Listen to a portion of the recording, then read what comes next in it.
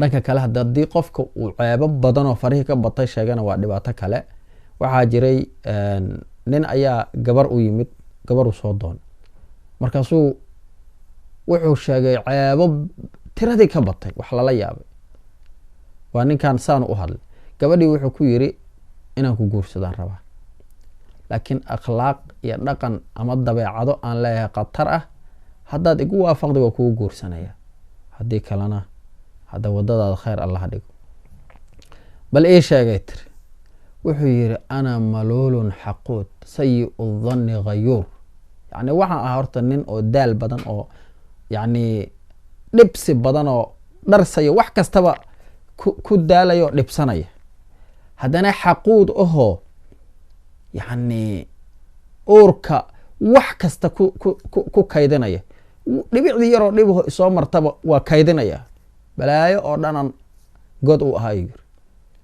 haddana waa mala xunahay, wax kasta oo aad samaydid mala xunan ka aamina, hadday wadadan martaba ma ninay raacad mala xun. haddana khayuura ahoo hinaasaha iyo masayrka cirkaan joogahu yiri, xaggaas lagama maro. dayiqu sadri waasicu darbi, xabadkiisu ninuu ciriiri yahay ee aan waxbaba ixtimaali karin aan ahay, wax uu qaadi karaba aysa jirin, haddana garaacana gacantu iga soo horeysa, gacanta iga soo horeysu yiri.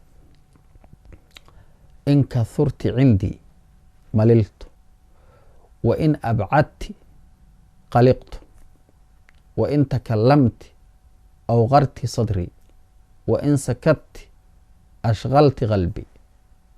u fiirso, dhibaato badana.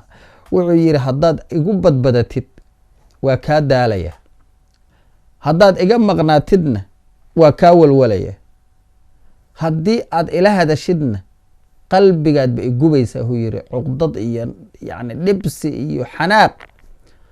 haddaa iga aamustidna qalbigayga mashquulinaysaa, sina ima roona. intaasoo ciladoodan leh. gabadhii waxay ku tiri, warhaadha waxaa naftaada ka sheegtay tiri cilado iyo ceebo gabdhaha ibliis aanan u ogolayn, ibliis gabdhihiisa uma ogolinay tiri ceebahaas. sidee bini aadam gabdhihiis ugu ogolaanaynaa tiri, gabdha bini aadam.